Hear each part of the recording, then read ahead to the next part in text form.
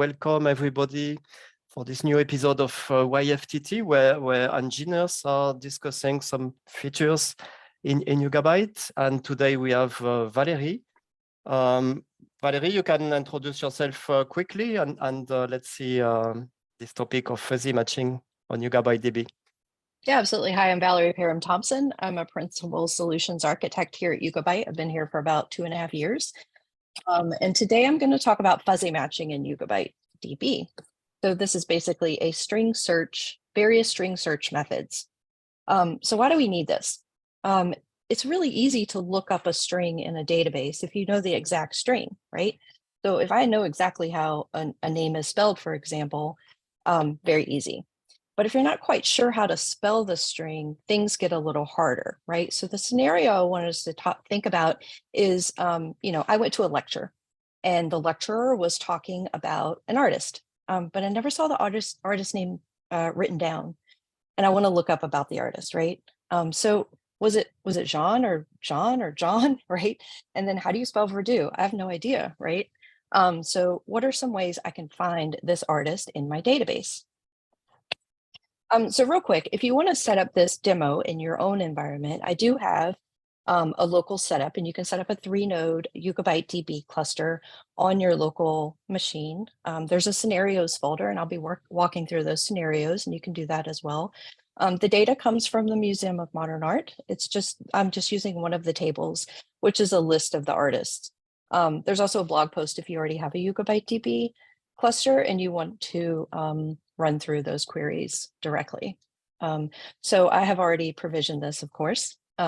So I want to show you that this is a 3-node YugabyteDB cluster, and the table is already provisioned and it's artists. And the field that we're going to be searching on is this name right here. All right. So kind of the old way of doing this is to use wildcards. You have to know a little bit about the string if you're doing wildcards, right? So for example, I can select where, I know that it starts with VAL, maybe the name is Valerie, but I don't know exactly what the other characters are. So it works fine if you put the wildcard at the end, right? And you index it. And we've all been using these for a while, but I do want to go ahead and demo it for you. So, okay, so what I've done is I am searching for Jean here, and then the wildcards at the end.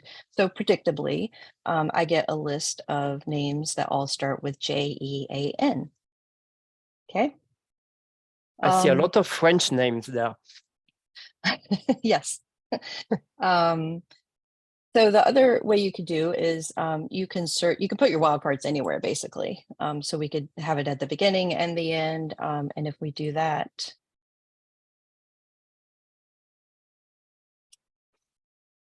we end up with a list of names that have the string EAN inside of it, right? So for example, there's the string right here. Now, this is not the artist that I was looking for. Bonnie McLean sounds nothing like Jean Verdu, right? So this isn't super reliable.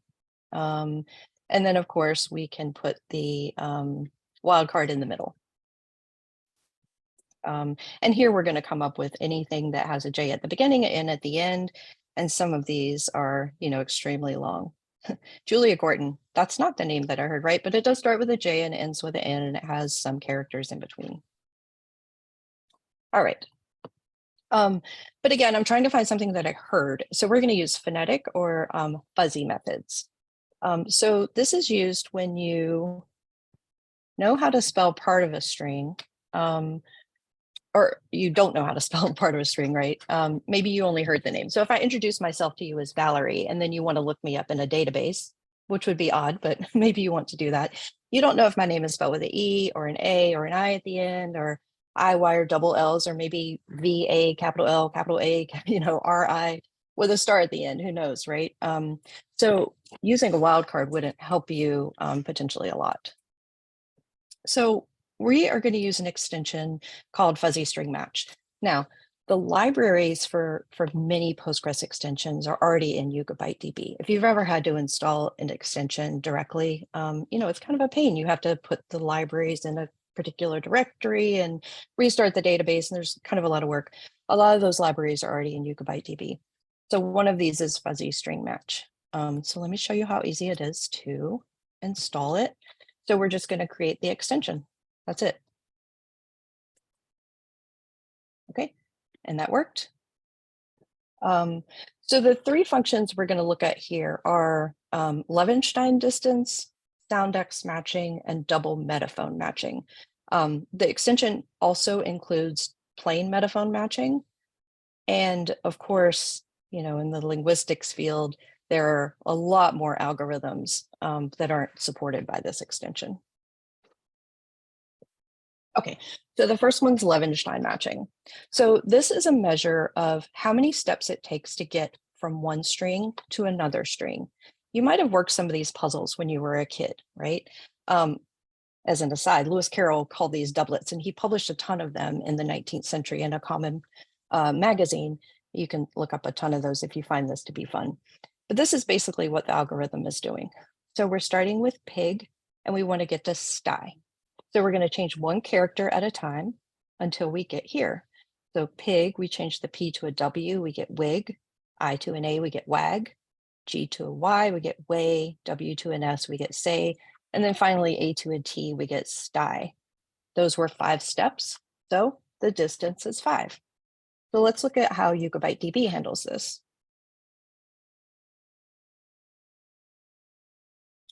Okay, so what I'm doing, let me show you my query. So I'm looking for, let's say I think I heard this spelling, right? When I heard the artist name. And so I'm looking for a distance of less than 4 between what I think I heard and the name of the artist names in the database. What is this substring function? Is it part of this extension or? Let me see this substring. Just because I don't know it, but. Right. No, it's not. This is just a transformation. What we're doing is we're just trying to transform that name into something that is easily comparable. Okay.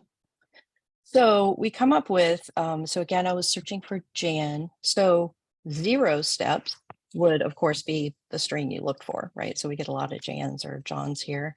And then 1 step would be something like Dan, right? Ian. Okay. Even so, another transformation you can make, I gave you the simple one from pig to sty, and they both had 3 letters. You can also delete a letter or add a letter. So in this case, we've added an E, and that's one transformation. And then we get down here to, there's a lot of these, right? And this is, I'm going through this to show you like there's a lot, and this can be a problem because if I am looking for an artist name that I heard, actually I have to, you know, sort through this whole thing, and that would take forever. So I'll just stop doing that. But that is Levenstein distance. Okay, the second function that you have in this fuzzy string match algorithm is soundex. So what it does is it converts the sound of a word into a 4-character code, a letter followed by 3 digits. It's mostly used for names. They used it in the US Census to do some studies, but you can use it for any string, of course. Because the algorithm is so simple, I'm going to kind of go through it. So you're going to keep the first letter of the name and then drop all the vowels as well as YHW. And then you're going to place the consonants after that first one with a digit based on this encoding. You're going to remove duplicates. And then, of course, you need 4 characters. So you either fill in zeros at the end or you truncate it to make sure that you have 4 characters. Very short detour into the linguistics. You can see that the sounds are not random, right? So these sounds are grouped together, not randomly. They're grouped together based on how you actually produce them in your mouth. Now, why is that important? It's important because what you're trying to do when you're trying to find a name based on a sound is to translate those kind of near sounds into letters. The other thing to point out is soundex is only using American English sounds. There's a lot of sounds in the world that American English doesn't have, right? Gutturals, trills, flaps, fricatives, right? So SoundX is very simple and also American English. Okay, so real quick, let's just do one because we can do this manually. So cat, we keep the C, we drop the vowels, we get CT, we translate the T to a 3, and then we fill it in. That's easy. So the SoundX for cat is C300. Catatonic, we do the similar thing, drop the vowels. We're going to truncate this one, right? Because it ended up too long, C335. Kitten, and the reason I want to tell you this one is if you hear cat and kitten, those are both the first, they have the same sound. And this is something that SoundX kind of fails at, right? Because it's going to give us the codes K350, right? So if I had a friend, and I do, I have a friend cat with a C or another friend cat with a K, and I'm looking up the name cat in my database, I'm going to have a hard time finding it using the SoundX algorithm, right? And I'll demonstrate that with these names too. So going back to our original example, John, and this is Joan, which is a different sound, but it does end up with the same code. And then I'll show you one that has the same similar sound, but not the same code. So what we're going to do here, let me just, this basically validates what we just did manually, right? So did we get cat right? Yep, there's cat, catatonic, and we see that k sound comes out with a different code. And then we have John, J500, Jean, J500, and then we have this Jean, very different code, right? So we'd have a hard time finding, I don't know how my artist name is spelled. If I'm using wildcards or I'm using SoundX, I might not find it if the artist name is this. Okay. So let's go back to our real query, right? So we want to find the name in the SoundX for what we're guessing our artist name is. Okay, so the SoundX for John Verdu, so this is a different code because we added the Verdu, right? We end up with all these names and they all have the same SoundX and you can kind of see it, right? So John spelled like this, you see the J and the N if you remove the vowels, and then the B and the R is kind of like the V and the R that you get from Verdu. So all of these anyways have all, and it narrows it down a bit. You only get 51 rows. And by the way, there is our target artist. So it's doing an okay job. Taking a second though. So why don't we try to index this? And the index we're going to add is on the SoundX, not on the name. Okay.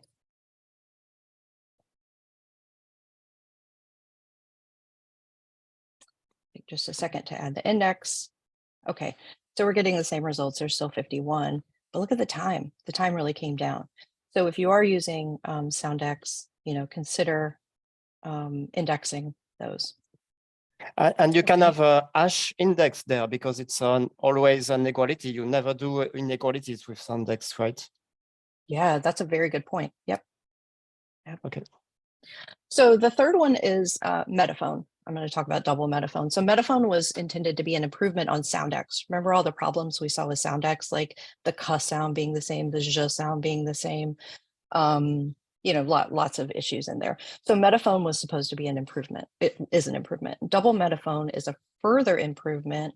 And here we're going to include non-English names, non-American English sounds, right? So that's a great improvement. I'm not going to walk through this algorithm because it's very long and this isn't even the complete one. This is just a part of the basic Metaphone.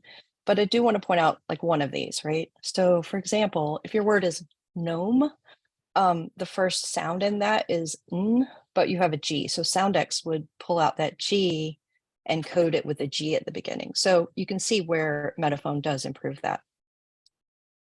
All right, so let's look at the double Metaphone. Okay, so I'm just going to show you what the double Metaphone is for our guess at the name. And then we're going to run kind of a real query and find all the names that match that Metaphone. Okay, so the Metaphone came as JNFR, the code, but again, we don't know the exact algorithm in this presentation, at least, but you can kind of see how it's working, right? So J and N, that's the John, and then the F and the R. Again, F and V have a very similar place in your mouth that you're articulating. So there's the F and the R. So let's see how many we got. Got 28. So this is doing a pretty good job. And there's our target artist right there. But you also see there's some that really aren't going to match, like Jennifer Morla. It doesn't sound like John Verdu at all to me. But we also, in this one, we start to pick up, we picked up Gianfranco, right? So that is the same J sound at the beginning. So pretty good. The one thing, though, is that this takes a little bit longer. So let's go and index this again. Same thing, we're going to index the metaphone part of it.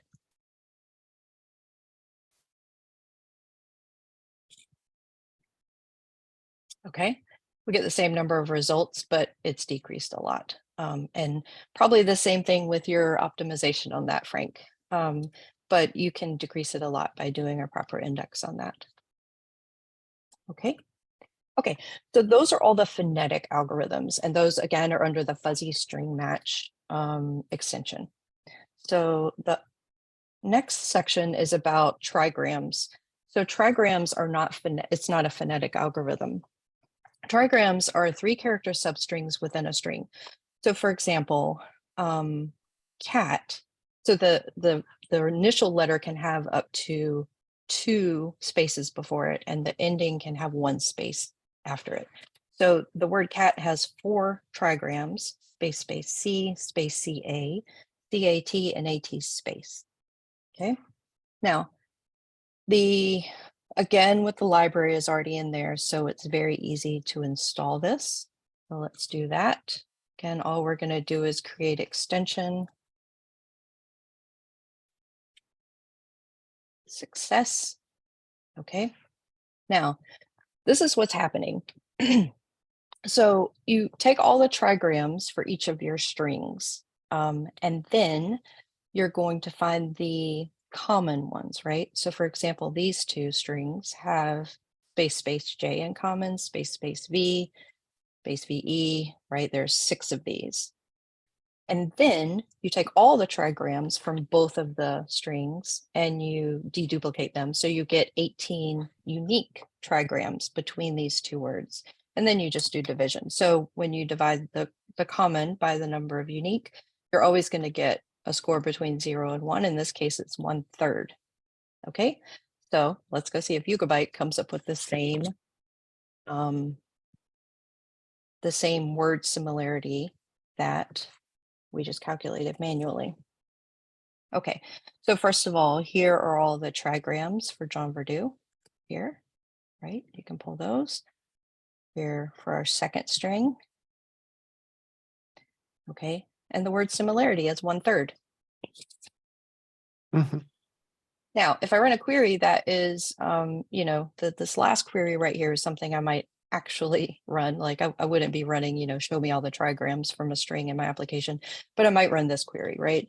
So I want you to show me all the names where the similarity is greater than 1/3 or 0.3. And we only received 1 there. So that's great. We really narrowed that down using trigrams. The issue, though, is that it took a bit of time, right? And unless Frank will correct me here, there is no way to index the trigram in a way. However, there's a really neat thing you can do. You can combine methods, okay?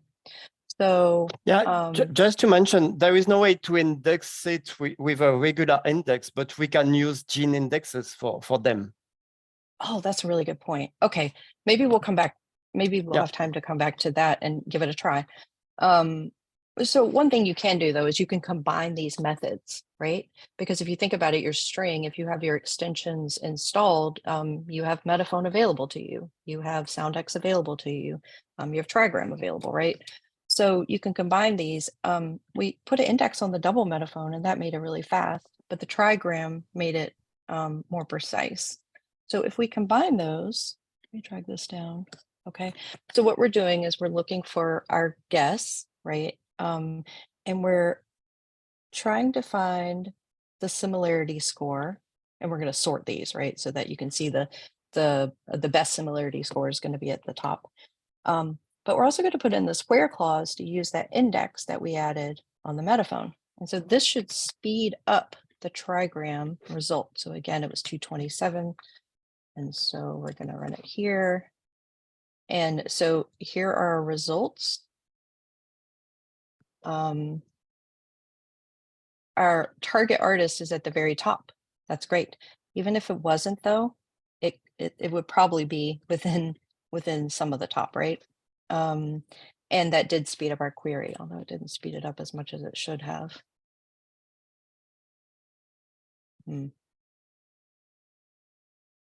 Well, anyway, something has gone on with the demo. The last time I did this, maybe you can explain, analyze to see if the index is used, but hey, that's not a bad idea. Just if we have time, because yeah, so I'm done with the presentation. So yeah, that would be just fine to do. Yeah. Okay. All right, so what do we think is going on here?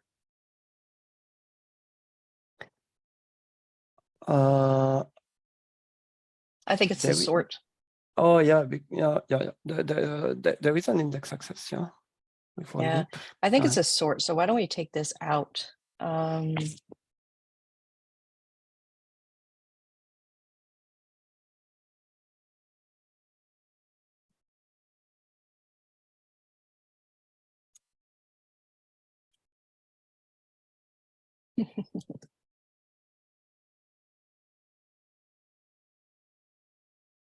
Yeah, the thing is that you have a CTE there. Yeah, here. So in previous tests, this actually came down to about, let's see, so the original was about 180 and the test was about 60. So probably some other optimization in there, but it did come down, by half even in this, and it came down to about a third. You can play around, you can do different combinations of these. Again, you have the metaphone, you have the soundex, you have the trigrams, you can, sort those around and figure out. Yeah, that's really interesting to combine them, because I knew about gene indexes for the trigrams, but then you cannot add more columns on the index. Here, you still have indexes where you can have multiple expressions on them. Yeah. Yep. Okay, great. So do we have any questions in the chat? I don't see any questions. I'm refreshing on LinkedIn because I've seen that if I don't refresh, I don't see the last questions, but I don't see any questions. Okay. Let's just wait if some have questions, but I find that really interesting. I've also learned the substring function because I've never used it, and it's a standard Postgres function. There are so many functions in Postgres, so yeah. There are so many in Postgres, and we also have to point out they work in Yugabyte. Yeah, right? just the same functions, because it's just everything that is at the SQL layer is just coming from Postgres. And those extensions are easy to install because they do not touch the storage, and then it's just compute on the query layer, and that's perfect. Yeah. Yep. The other thing I should point out is that when I was showing you how long these queries were taking, don't take that as an indication of how long queries take on a Yugabyte cluster. This is on my machine, right? So there's all kinds of constraints within my teeny tiny little Mac Air. So you should only be looking at these in comparison. Yeah, for performance, I would say you need to look at the execution plan on one side and running a real workload on the other side, and then with both you have an idea of the performance, of course. Yep. Okay. But yeah, that's really good, because combining the phonetic and the trigrams, then you can find quickly. Also, the similarity function, you can you can order it. So usually when people just enter a pattern, they just want to see the top 10 or top 20 on the screen, and they will probably find it there if it's ordered. Yeah. Yep. We could probably put that back in here.